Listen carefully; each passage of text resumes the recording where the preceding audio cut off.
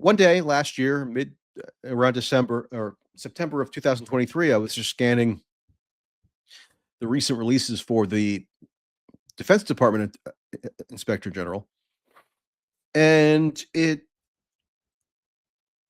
had been notified. There was a notification that there was some publication as of July of that year that a so-called management advisory had been published pertaining to U.S. weapons transfers in Ukraine. But the report was not made available. You would have to go and file a FOIA request, Freedom of Information Act request, in order to get access to this document, and that can take forever. I've had FOIA requests, and there are people who have even more egregious stories than this, but that could take years, literally. I've heard of examples of FOIA requests not being fulfilled for like 6, 7, 8, 9 years, or even more. So this one took about 14 months to get processed, and I finally received it. And this relates to an investigative trip that Department of Defense Inspector General investigators took to Ukraine to analyze how efficiently or not U.S. weapons transfers were being provisioned to Ukraine. This encompasses a period from January to March of 2023. That's when they say in the document that the investigation was underway, at least for this part of the investigation. By the way, I know people are always criticizing me for sniffing on camera. I would not even be cognizant that I do that if not for all the lovely commenters pointing it out. So I have tried to remedy that by getting some kind of nasal spray. I guess my nasal passages are quite blocked or blockaded, even though I barely notice it. So I've been trying to use that more to maybe minimize my sub-perceptual sniffing.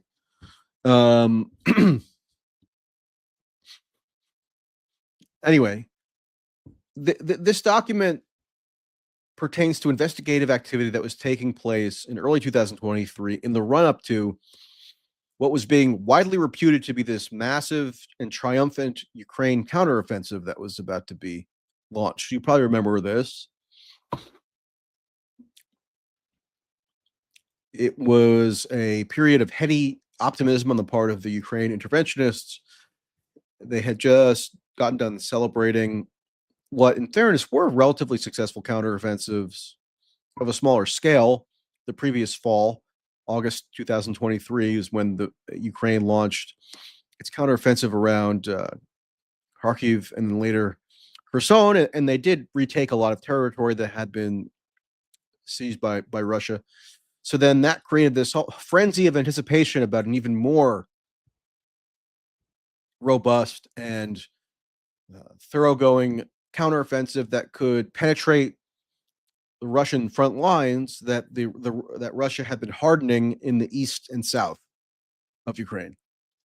And so there was a mad scramble to lobby the U.S. to intensify its weapons provisions, and that was largely done, although not to the extent that a lot of Ukraine war lobbyists wanted. But nonetheless, they were able to get the Abrams tanks. You might recall that they got eventually the F-16s transferred, although probably not in time for the 2023 counteroffensive. HIMARS, and other weapon systems that were being furiously agitated for. Now, around this time, when the think tankers and the generals who go on TV and tout themselves as having a really profound expertise on war strategy, it was already known, according to this report, that the basic logistical capacities of the U.S. to furnish Ukraine with munitions were extremely lacking. So whether you support or oppose the Ukraine intervention, and I called it an intervention of sorts because the U.S., in undertaking this massive weapons provisions program, is engaging in a form of intervention. Um, Whether or not you support it or oppose it, you want to know to the maximum extent possible whether the claim policy objectives that are being pursued are even logistically feasible to be pursued, right?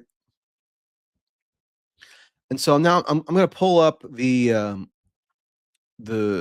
report here that is just being made public today for the first time by me. I mean, I'm just one guy, but you would probably have liked for this to be made public in early to mid 2023 when the information was already known to the Defense Department, because it might have dampened some of the enthusiasm in the think tank sphere, or maybe it wouldn't have dampened it, but it would have at least provided some more concrete information about the feasibility of this supposed counteroffensive that was being built up to. Because according to the Defense Department investigators, it was well known that the basic channels of weapons provision were being hobbled by serious, quote, impediments that made it so the U.S. at various points could not even transfer munitions. It could not do its ammunition missions to transport material into Ukraine because of problems or impediments that unfortunately we don't know the exact reasoning for, because in this document, there are these vast walls, black walls of redactions that conceal the precise reasoning. So I'm going to pull up that now so you can follow along if you are curious. Again, it's so typical that we can only see this stuff like a year and a half or 2 years later, when it would have been extremely useful to know in the moment. Obviously, a lot of people would have predicted this or have been skeptical of the capacity of Ukraine to wage its much vaunted counteroffensive at the time. I certainly recall very much hearing those notes of skepticism being raised. But for the Department of Defense itself to be a skeptic contradicts a lot of, obviously, the public narrative that was being propounded at the time to kind of gin up public support for this forthcoming counteroffensive. So here is the article at m20c.net, and here's just my little excerpt of the cover page. But I want to show you the executive summary. So again, this is a report that was produced in July of 2023, just as the supposed counteroffensive was said to be heating up. And this is the Defense Department's internal investigators commenting on the grave problems that they saw as impeding the ability of Ukraine to mount this counteroffensive. Again, totally concealed from the public at the time, where in the think tank land and in much of the media, the idea was that we have to all like put forth these incredibly optimistic assessments of Ukraine's abilities, and we have to cheer for this counteroffensive that was supposed to be forthcoming. Meanwhile, in the back rooms of the Defense Department, they knew that there were serious issues. So, as you can see, and this is just the executive summary portion that I cropped out,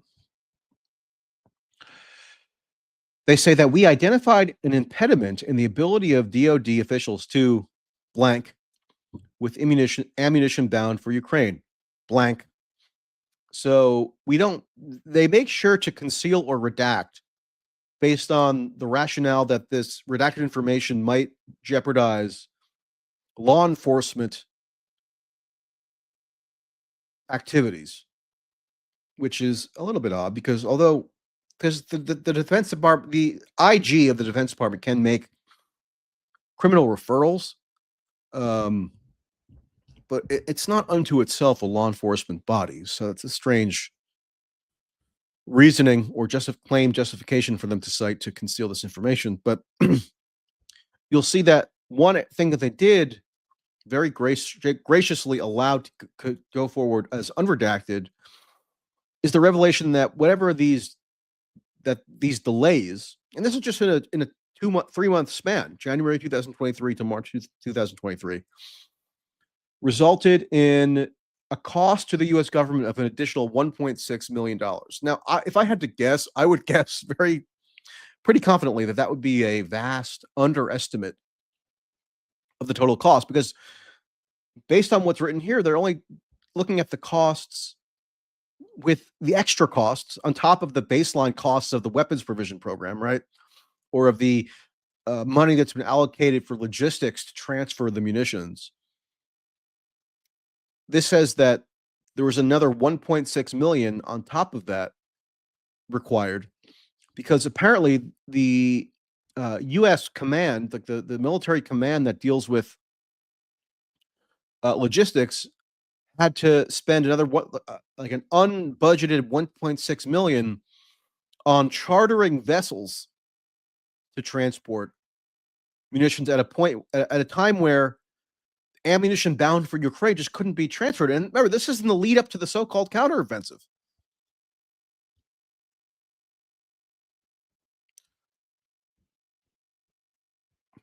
So, if at the time the people in charge of this weapons provision program had disclosed to the public, to Congress, to taxpayers, to the media, those few who might have been interested, to European players, that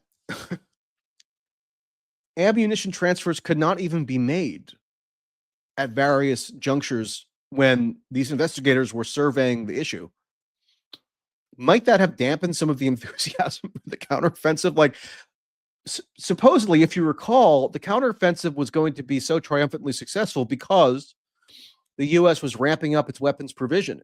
But we're told here now that the basic logistical underpinnings of the operation were a mess, which is not surprising. I mean, the Pentagon is this massive bureaucracy,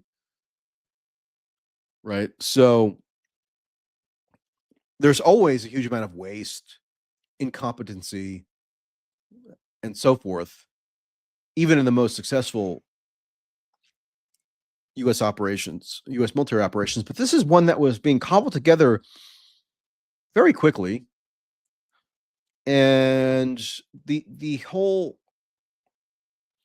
kind of driving force behind what Ukraine was supposed to be able to marshal in terms of resources was the U.S. And we have it being revealed here that just the basics of execution of like ground transportation was flailing. So take a look at this. This is another example of the redactions that are that make it a little bit dicey to even evaluate what the identified problem is here. Because look at all those redactions, all for allegedly law enforcement reasons. That would be interesting to know further details. So perhaps I'll follow up. We are able to read that, quote, the DoD's ammunition transfers to support the mission in Ukraine were not always executed in a timely manner. But then the whole next sentence is redacted. I would love to know what law enforcement interest is actually compromised there. Could it be just that they don't want to be embarrassed by their incompetence? That might be a more plausible explanation. And if you notice, here it says there were points at which, and we don't know exactly when because the preceding and then succeeding sentence are redacted. There was a point at which no rail service was available to transport the ammunition, which is pretty wild. Now, apparently, this is pertaining to rail transport by that the German National Rail Department had some involvement with, because the US obviously has major bases in Germany. That's where the US European Command is based. And so, like, that was a logistical hub for transporting weaponry to Ukraine, um, usually through Poland. If you recall, right after the war started, I actually went to Poland, at Yeshiv. That's the name of the Polish city near the border of Ukraine, and I reported on some of the beginnings of this program. But so there was some rail service, but if they're saying that no rail service was available to transport ammunition, don't you think that might have been nice for, like, policymakers to know back in early 2023 when they were contemplating this grand upcoming counteroffensive and how successful it was going to be? Because as we now know, and could probably have been foreseen at the time, the counteroffensive was a total calamity, just militarily, just tactically. And it led to failure on the battlefield, and then another year and a half of just grinding, protracted trench warfare, and not these sophisticated um, maneuvers that were being prophesied using U.S. armaments that could have penetrated the Russian front lines. The war pundits on TV were talking about at the time about how this forthcoming counteroffensive could be so successful that it might actually enable Ukraine to recapture Crimea. But it turns out to be an entire bust. And a very plausible contributing factor are these serious issues in munitions transport that even the Department of Defense itself was saying was a massive problem.